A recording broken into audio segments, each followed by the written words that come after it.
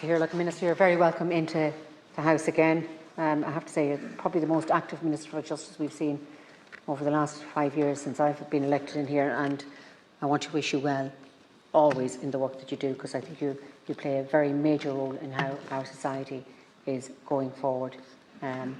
So we've been asked today to rubber stamp Ireland's opt-in to two major EU programmes, the International Security Fund and the Asylum, Migration and Integration Fund for the period of 2028 to 2034.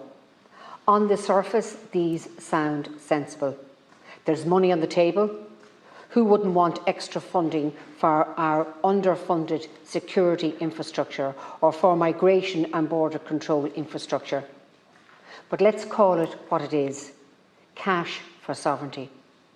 Every time we sign up to these schemes, we are not just taking money, we are handing over control. Opting in to the AMIF means binding ourselves to the EU Migration Pact, which its mandatory solidarity mechanism. That means Brussels decides the rules, and Ireland either takes relocated migrants or pays €20,000 per head for refusing. Is that sovereignty? Or is that a cheque with strings attached? Look at Poland. Donald Tusk had said clearly, Poland will not implement any migration pact that forces it to accept migrants. That's a sovereign stance. The Netherlands and 14 other countries have signed letters demanding tougher rules and external processing. They are pushing back. Meanwhile, Ireland, we nod along, sign up and hope for a few crumbs from the EU table. And let's talk about the Internal Security Fund. Yes, opting in means more money for cybersecurity and for Garda resources.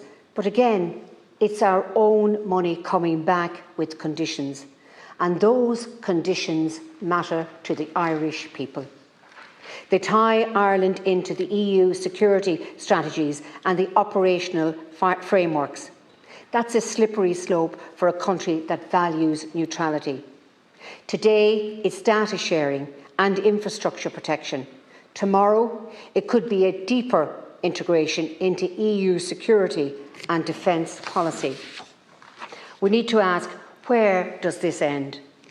Are we comfortable with Brussels shaping our policy priorities and, by extension, our security posture? Yes, we might find some funding in the short term if we opt out. We might lose some funding, but Ireland is a net contributor to the EU budget. We pay more in than we get out. Opting in doesn't change that. It just means we pay in and then beg for some of our own money back, with conditions attached. If we are serious about sovereignty, we should opt out of the Migration Pact entirely and stop this precedent of surrendering control for cash.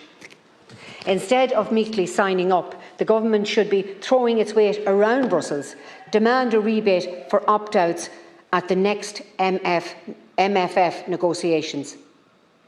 Other countries have rebates, and we should too be negotiating a better deal for what we pay in and setting a precedent that Ireland will defend its sovereignty.